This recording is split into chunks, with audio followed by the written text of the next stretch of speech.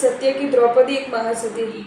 यद्यपि 5 भर्ताओं की पत्नी के सतीत्व का प्रश्न उठ सकता है, तथापि द्रौपदी का सतीत्व अकलंकित एवं अखंडित था। द्रौपदी ने अपनी इच्छा से 5 पांडवों के साथ शादी नहीं की, किंतु ये विवाह प्रसंग पूर्वकृत कर्मों का फल था।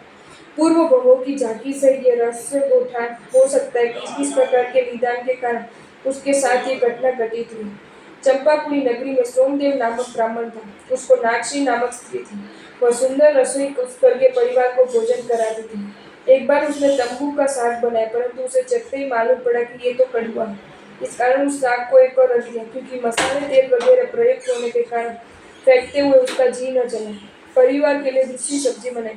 इतने में श्री धर्मरुचि अंदर धर्मलाभ कहकर पधारे। नागश्री साधु की द्वेषी थी। उसने एक और रखा कड़वी तुम्बी का साग इस महाराज की गोचरी में बना दिया। वह लेकर श्री धर्मरुचि महाराज अपने गुरु श्री धर्मघोष के पास आए। तुम्बी के आहार देखकर गुरु ने कहा, ये तुम्बी का फल अति कड़वा है, अतः इस प्राण हारक सब्जी को किसी निर्वग्न भूमि में पलट दो, त्याग दो। गुरु का ऐसा आदेश सुनकर शिष्य उद्यान में गया। वहां सब्जी का एक बिंदु भूमि पर गिर गया।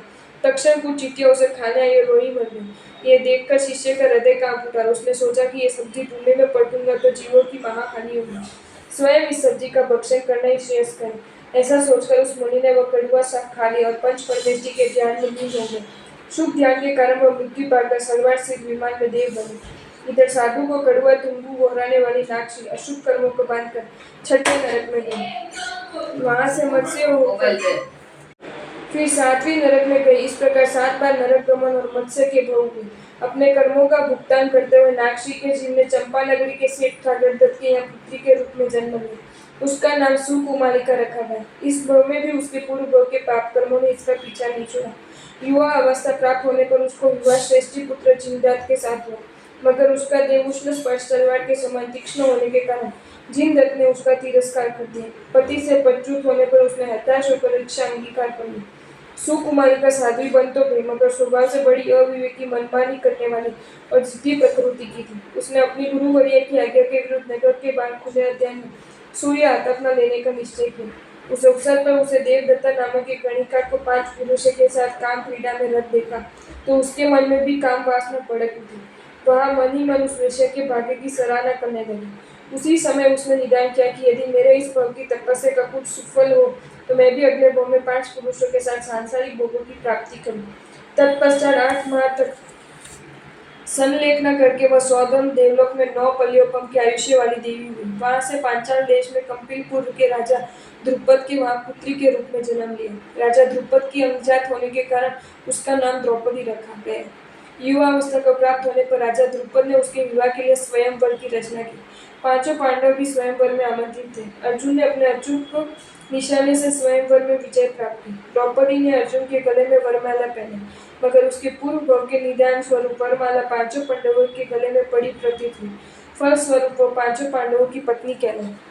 हस्तिनापुर के राजा युधिष्ठिर ने नूतन सभा का निर्माण करवाया, जो अत्यंत भव्य एवं अद्वितीय थी। इस भव्य सभा का निरीक्षण करते हुए कौरवों का ज्येष्ठ दुर्योधन अज्ञानता पूर्वक जल स्थान को स्थल स्थान समझकर उसमें गिर पड़ा। अंधे का पुत्र अंधा होता है। द्रौपदी का ये कटाक्ष दुष्प्रकृति के दुर्योधन को तीर सा चुभ गया। इस अपमान का बदला लेने की योजना स्वरूप उसने पांडवों को त्रुत क्रीड़ा के लिए इंद्रप्रस्थ में आमंत्रित किया। अपने दुष्ट मामा शकुनी के दिव्य पाशों के कारण दुर्योधन की जीत पर जीत होती गई। युधिष्ठिर अपना राजपाट, चारों भाई, पत्नी द्रौपदी एवं अपना सर्वस्व जुए में हार गए। अब वे सब दुर्योधन के गुलाम थे। अपने अपमान का बदला लेने का इच्छा अवसर जानकर दुर्योधन ने द्रौपदी को अपने दरबार में बुलाया। बड़ी सभा में उसका अपमान करते हुए दुशासन को उसका चीर हरण करने का आदेश दिया। पतिव्रता सती द्रौपदी ने नवकर महामंत्र की शरण ली और ध्यान में तल्लीन हो गई। दुशासन द्रौपदी के शादी के पल्लों के पकड़कर खींचने लगा। महामंत्र के प्रभाव से चीर बढ़ता ही गया। दुशासन साड़ी को खींचते खींचते थक हारकर भूमि पर गिर पड़ा। इस अवसर पर महात्मा विदुर ने धृतराष्ट्र से शर्मनाक अन्याय में हस्तक्षेप करने का अनुरोध किया। धृतराष्ट्र के कहने पर दुर्योधन ने पांडवों को दासत्व से मुक्त होने के लिए 12 वर्ष का वनवास और 1 वर्ष के अज्ञातवास का आदेश दिया। पांडवों ने अपनी माता कुंती और पत्नी द्रौपदी के साथ वन की ओर प्रस्थान किया। अनेक कष्टों का सामना करते हुए पांडवों ने 12 वर्ष का वनवास पूरा किया। अब अपने 1 वर्ष के अज्ञातवास को पूरा करने के लिए विराट नगर के महाराज विराट के यहाँ वेश बदलकर नौकरी करने लगे। द्रौपदी ने राजमहल में सेरंगी के नाम की दासी का कार्य संभाला। राजा विराट का साला कीचक बड़ा ही दुराचारी था। द्रौपदी पर उसकी बुरी नजर थी। नवकार महामंत्र के प्रभाव से हर समय हर वो बाल बाल बचती रही।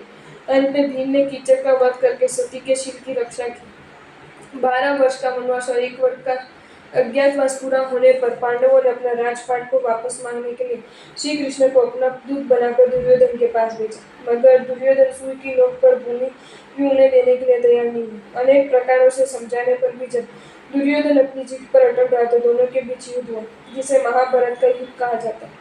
युद्ध के मध्य में अश्वत्थामा ने रात के समय छल कपट से द्रौपदी के 5 पुत्रों की हत्या कर दी।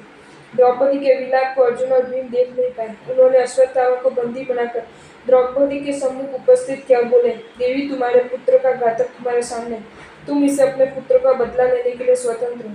क्षमा की मूर्ति सती द्रौपदी बोली, देव, मैंने पुत्र को खो दिया। पुत्र वियोग कैसा होता है इसका मुझे अनुभव हो चुका है। मैं गुरु पुत्र का घात करके भी अपने पुत्र को वापस पा नहीं सकती, अतः आपसे अनुरोध है कि आप इसे मुक्त कर दीजिए। सती द्रौपदी की क्षमा का इससे बढ़कर और उदाहरण क्या हो सकता है। महाभारत का युद्ध समाप्त हुआ, पांडवों की विजय हुई, कौरवों का सर्वनाश हो गया, महाराज युधिष्ठिर का राज्य अभिषेक हुआ। एक बार द्रौपदी ने नारद जी नाराज हो गए। घातकी कण की अमरकंका नगरी के राजा पदमोत्तर का उत्साह कर उन्होंने द्रौपदी का हरण करवाया। सती के सतीत्व पर एक बार फिर संकट के बादल छा गए। सती ने धर्म की शरण ली। नवकार महामंत्र के प्रभाव से राजा पद्मोत्तर उसकी छाया तक को नहीं छू पाए। श्री कृष्ण की सहायता से पांडवों ने लवण समुद्र पार किया। राजा पद्मोत्तर के साथ घमासान युद्ध हुआ। हार कर राजा पद्मोत्तर ने द्रौपदी को वापस लौटाया। अपने अपराध के लिए श्री कृष्ण के चरणों में गिरकर उसने क्षमा याचना की। अमरकंका से लौटते समय पांडवों ने नौका न भेजने से श्री कृष्ण अत्यंत क्रुद्ध हो गए। कुंती ने श्री कृष्ण से क्षमा करके पांडवों के प्राणों की रक्षा की। श्री कृष्ण ने पांडवों का भय देकर देश निष्कासित कर दिया। दक्षिण समुद्र के तट पर आकर पांडवों ने दक्षिण मधुरा नामक नगर बसाया और उस पर शासन करने लगे। कुछ काल पश्चात पांडवों को पुत्र रत्न की प्राप्ति हुई। उसका नाम पांडुसेन रखा गया। युवावस्था का प्राप्त होने पर पांडु से राज्य कार्य में सहयोग करने लगा। इधर श्री कृष्ण वासुदेव के देह विलय की और पौद्गलिक सुखों की क्षण भंगुरता का ज्ञान होने पर सती द्रौपदी को इस असार संसार से विरक्त हो गई। उसके वैराग्य को देखकर पांडवों को भी कर संसार त्यागने उत्कंठा हो गई। अपने पुत्र पांडुसेन का राज्य अभिषेक करके सभी ने दीक्षा अंगीकार कर ली। उग्र तपश्चर्या करके द्रौपदी स्वर्ग में गई और बाकी सब सिद्धाचल पर मुक्त हुए। आपको ये वीडियो अच्छा लगा हो तो इसे लाइक करें और शेयर करें, और ऐसे ही नए नए वीडियोज़ देखने के लिए सब्सक्राइब करें हमारी channel Jain facts and stories को।